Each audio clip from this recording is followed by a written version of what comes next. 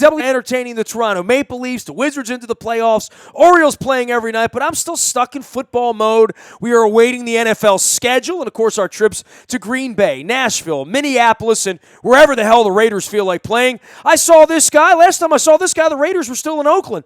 He is Jason Cole, BR, out on Twitter, and, of course, the great Jason Cole, exceedingly blunt journalism teacher and NFL reporter at BleacherReport.com. I saw Jason in Phoenix. He saw me. I got sick. He got sick, and Tony Romo decided to not play football anymore. It's been a peculiar offseason in a lot of ways, Jason Cole.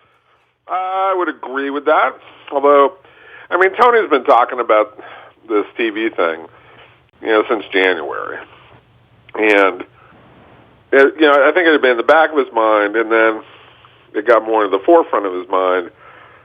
And I think especially as you get closer and closer to having to go to camp, and having to learn a new offense, and having to put your body through that. I think it's one thing during the season, after you put in all that work, to feel like, hey, look, I want to do this still. I want, to compete. I want to be out there on the field. And then you get involved in this, and it's like, wait a sec. I'm going to do this to myself again. I'm going to risk hurting myself again after I've gone through 2 years of this. I think that's the point at which Tony said, hey, there's other ways for me to make money, and really good money, and to be in a very prominent job. Yeah, I'm always shocked when a guy turns down a chance to win a championship, but then again, I haven't spent the last 2 years rehabbing this and icing that, and and watching my wife go through it the last 3 years, just what medicine and what all of that entails. I think we just take it for granted that these players are like robots or Stratomatic players or something like that, but I am always shocked when a guy, hey, I was here when Elvis Grbac just said, I've had enough. Right? Right. He had some issues within his family and other, Trent Dilfer had a tragedy in his life at one point. At that point, we all know what the Jim Kellys and different people have been through. But in the case of Tony Romo, I really did see him as wanting to win. I saw him as ultra competitive. And I think just the notion that you're thinking about, hey, maybe I don't want to do this anymore. When you're doing that, it's probably like being a cop or something. If you're thinking you shouldn't be doing it anymore, you probably shouldn't be, right? Correct. It's the old thing. I mean, I remember Keith Byers years ago telling me, if you're thinking about retiring, you already have. Already. Yep, that's pretty much it. Well, when the case for the quarterbacks and what this does when the top of the class guys no longer available in the market and Brock Osweiler's running around in Berea someplace, the quarterbacking thing is astonishing to me because no one that ended the year without a quarterback last year feels like they have one all of a sudden. And it really feels like without that little part of it and knowing that this draft doesn't hold a lot of promise at all at that position, it really still is coming back for the quarterbacks for a third of this league who don't have one, right? Oh, absolutely. Look, their teams, they're all looking around going, what's available? What do we like? And I will disagree with you on part of this. I think that this year's draft holds some interesting promise. I don't think there's a guy who's overwhelming. I think there are 4 or 5 guys, depending on if you like Deshaun Kaiser or whether you like Davis Webb. But certainly I think a lot of people like the Mahomes kid. A lot of people like Watson. A lot of people like Trubisky. But they're all looking at this going, I'm not sure any of these guys are ready to be in the NFL. And then I'm not ready to spend a top 10 pick on him, right? I mean, literally, right? Right. Like I can't take one of these guys and say he's going to walk onto my team and he's going to play. And I know I'm going to give him this job and I'm going to build the franchise around him. I think a lot of these guys I find them really interesting. I think he's got a lot of ability. I'd like to take him at a certain point in the draft.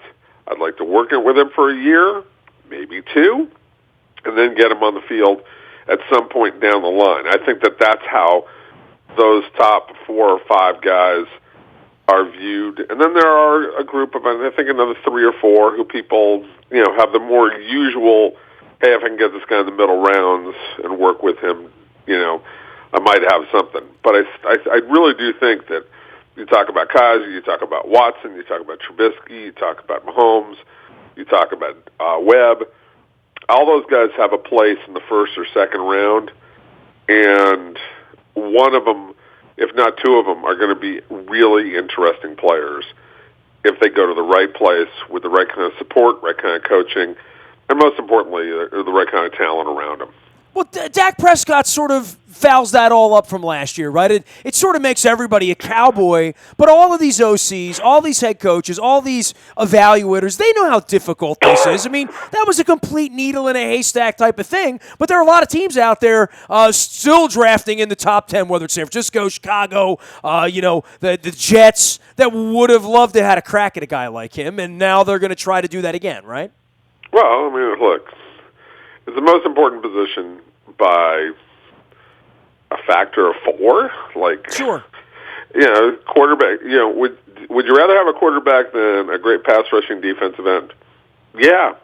Would you like to have more than a great cover corner? Yeah. Offensive tackle? Yeah. I mean, just go on down the line, and it's not even. You don't even blink when you say yes. I got to have that guy. That's how much more important a quarterback is than everybody else in this league and in this sport. So that's why we always come back to talking about these guys and go through the process of top 10 pick. If I don't take Watson or Trubisky or Mahomes here, are they going to be there in the second round? What's the drop from these guys to Davis Webb or to Deshaun Kaiser or whatever order I have them in? Where can I get that next guy? And I'm going to feel safe taking that guy. And it becomes a nightmare scenario. Because if you don't get one, if you don't get somebody that you think you can sit there and you can develop, it becomes impossible to run your team. He is Jason Cole, BR, out on Twitter, and, of course, out at Bleacher Report and covering all things NFL as we get up onto the draft. One of our favorite guests to have on as well. And I look down at this first round, and I see the Browns and San Francisco and Chicago and Jackson, Jets. I mean, it really is sort of the usual suspects, right? And if the usual suspects don't have a quarterback, then let's say that they have a genius as a talent evaluator at this point. The 49ers and the John Lynch thing, and I know you've known John Lynch a long time, sell me on that to some degree, around the Elway situation and around where a Peyton Manning is going to come in and try to do this.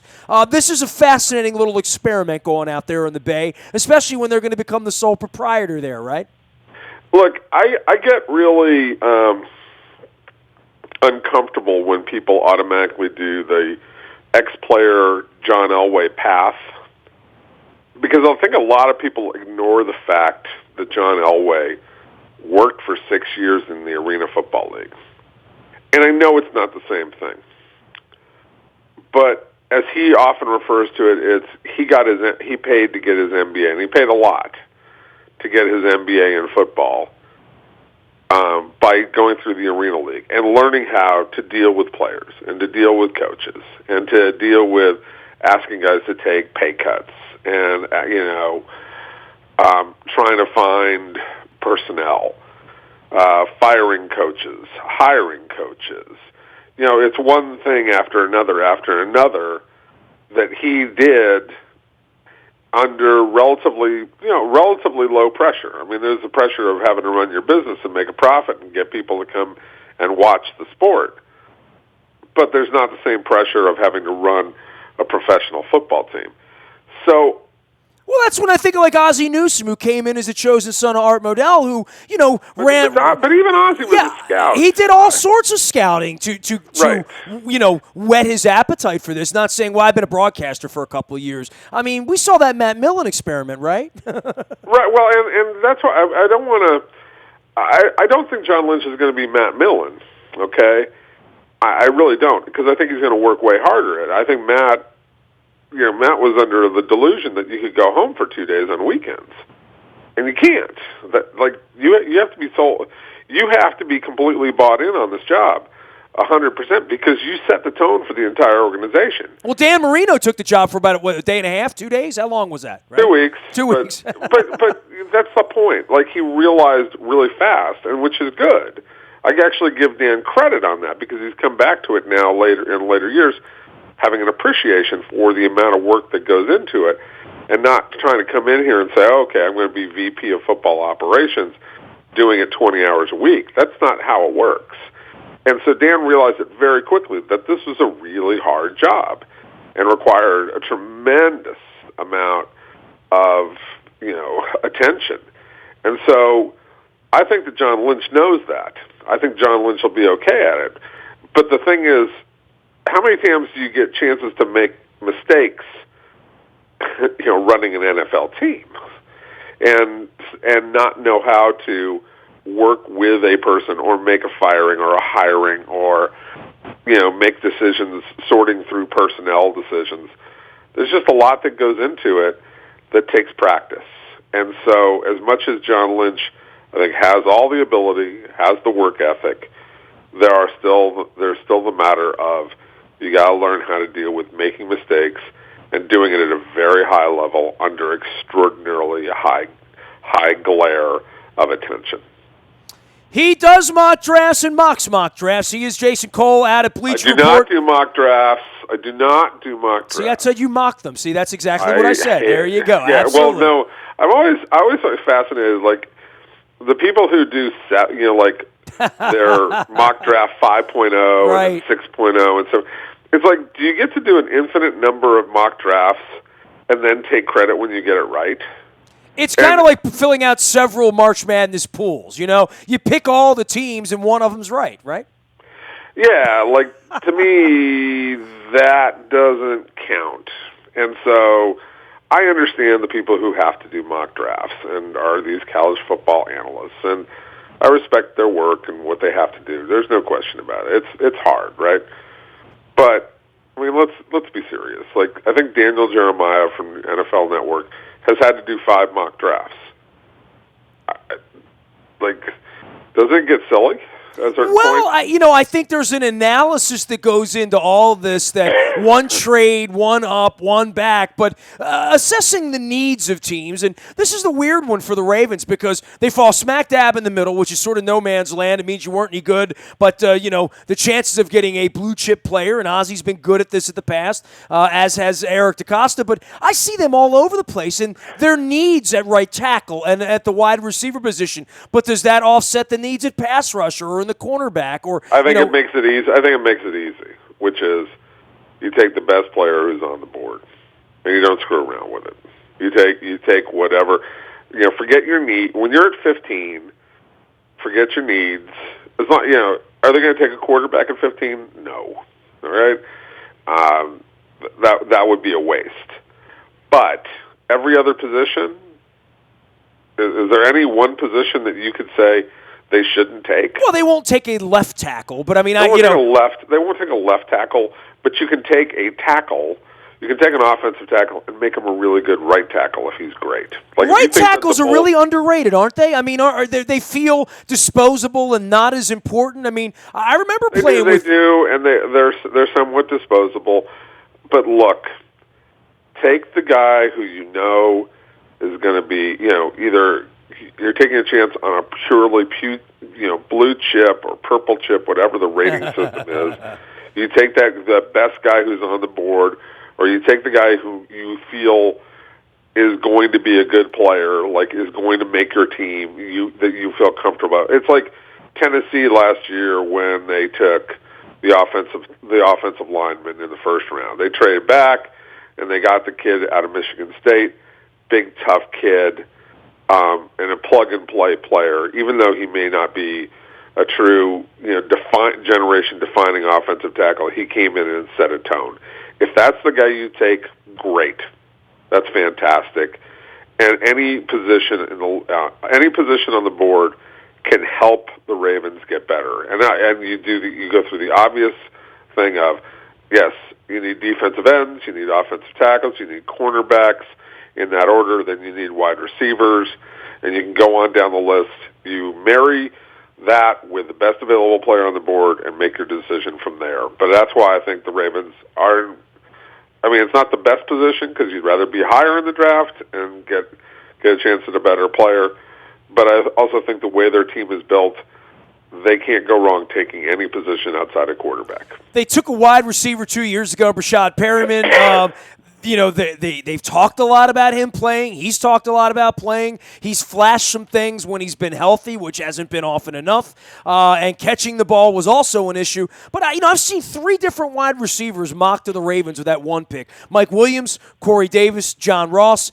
It would just shock me if they took a wide receiver at that point. But They do need a wide receiver. They don't have anything that's a proven thing to me beyond Mike Wallace, and he's 30, right?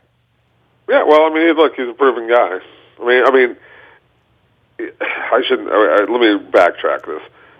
It's proven that you need that position in this league. It's a wide receiver league now.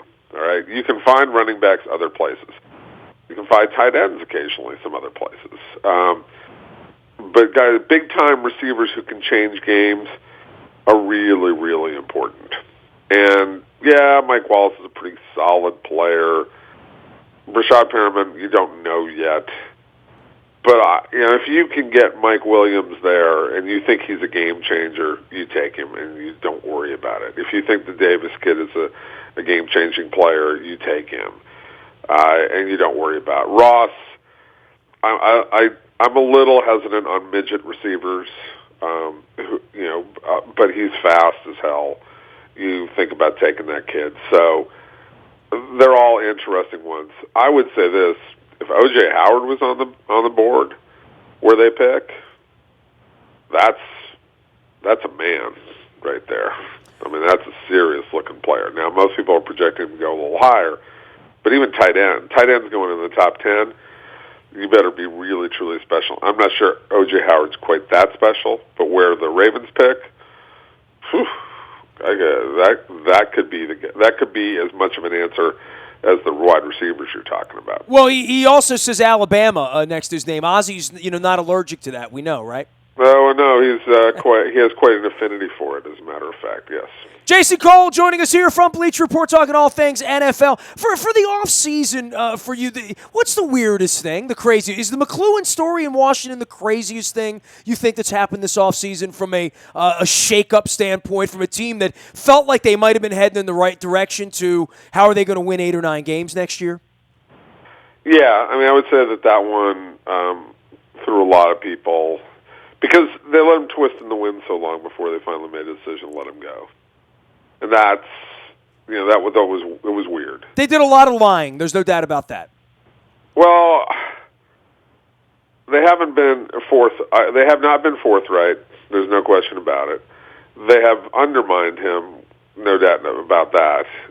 They've done things that are borderline destroying the man's career. No question about that. You always wonder, okay, where is the truth about that? Was he drinking? Was he not? People close to him vehemently deny that he had a problem or there was any relapse, because he was still drinking when he got the job. And people next close to him maintain he had it under control. So, I think there's a lot yet to be played out with them. The other part of this is, who's in charge? Is Bruce Allen in charge or not? What are they going to do with the quarterback? Are they going to settle it and get him signed to a contract or not? There's just so much going on there that you just wonder. Is this team, which seemed so promising the last 2 years, and granted, they didn't make the playoffs last year, but they were still taking steps in the right direction.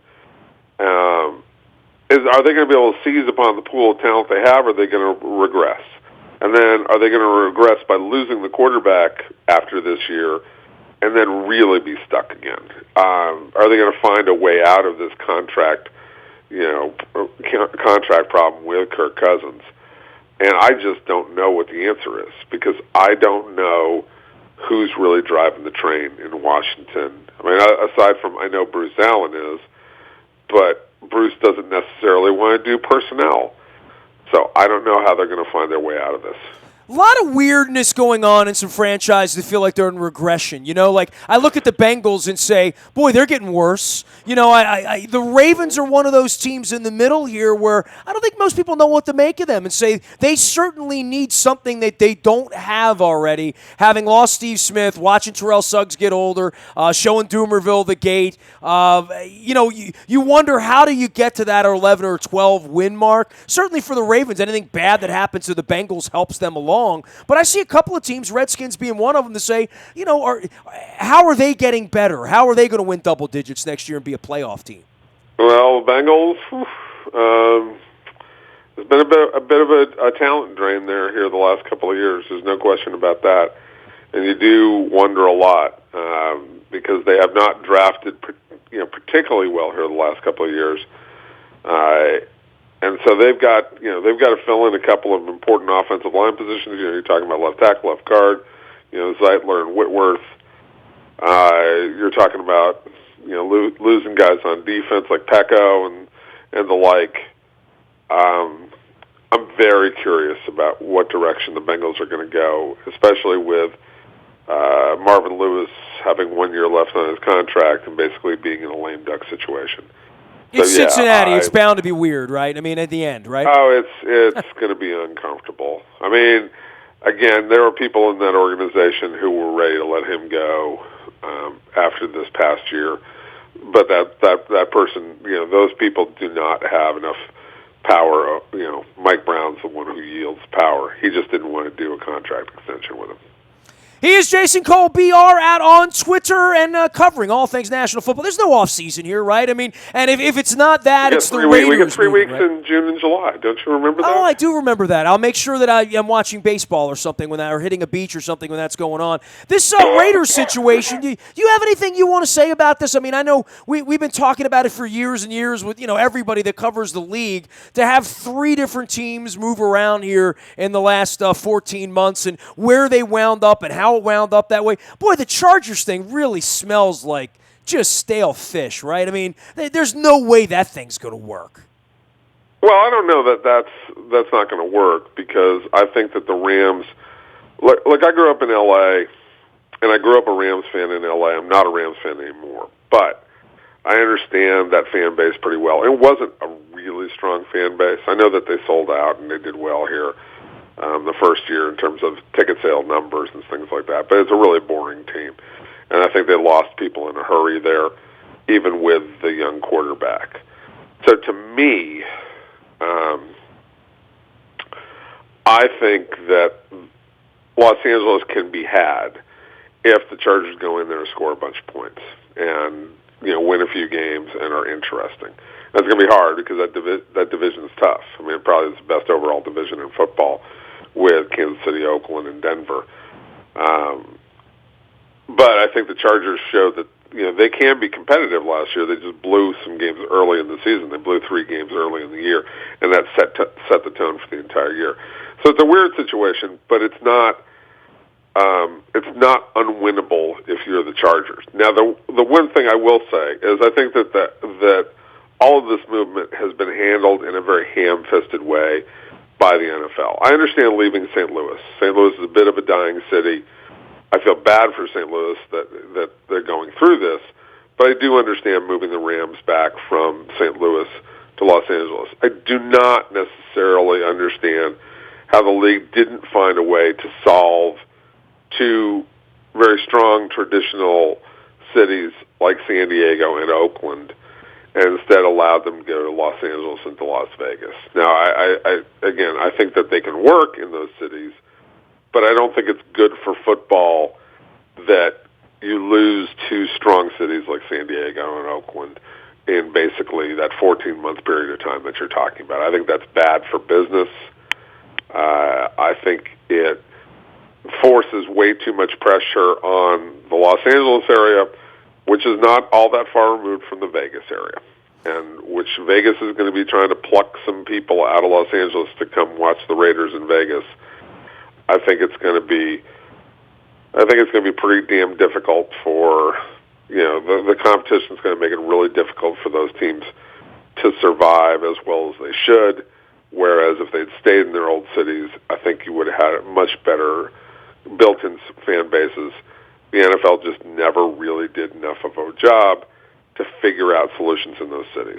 Well, then playing in Oakland for a couple of years, it seemed like, I'm hearing Goodell and Mark Davis. I'm sitting out there in Phoenix 10 feet away, and I'm scratching my head. I'm thinking, you really think 50,000 people are going to come peacefully for the next 2 years to Oakland Raiders games? I think that the fans will come and watch. I just don't think they're going to be very happy with Mark. But, look, that's a good team.